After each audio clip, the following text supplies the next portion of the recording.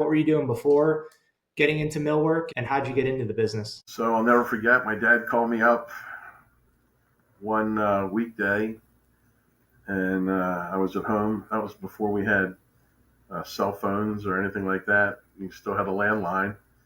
And my mom called me and said, "Hey, your dad's on the phone." So I pick up the phone, and my dad said, "What are you doing?"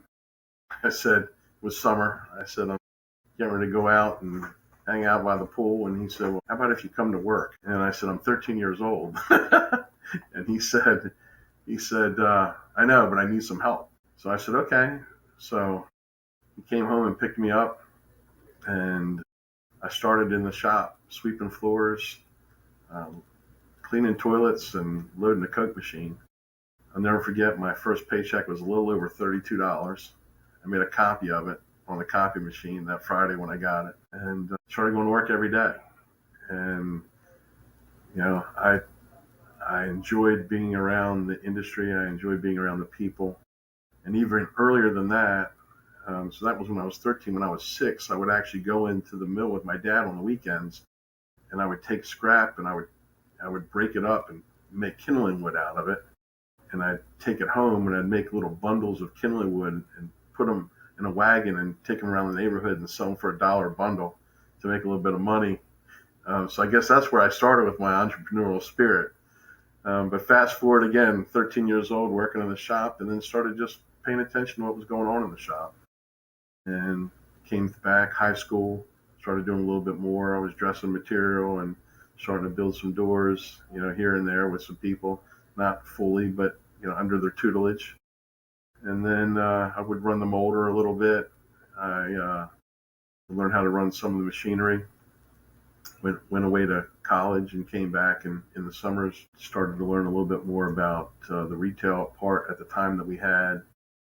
Do a little bit of sales, and then a little bit of drafting back on the old Mac computer. That was even before your time. And then when I graduated from college, um, I decided that I wanted to come back here. Growing up, I would always see my dad at home bringing plans home and laying them out on the table, kitchen table after dinner, and doing takeoffs, and saw how much work that he was doing when I was, when we were at home. And I thought to myself, going back to the whole thing of family, if there was a way that I could help my dad out, then I'd be able to give him a little bit more freedom. And so I decided I want to come back and work in the family business after I graduated from Notre Dame. And I did that. Started as an estimator. After estimating, I moved into project management. And I graduated in 1990. I started estimating. I probably moved into project management probably in 93, 94. And then in 2000, my dad started doing a little bit less, and started doing a little bit more of the accounting and some of the other responsibilities within the company. And then in 2010, I started buying my dad out.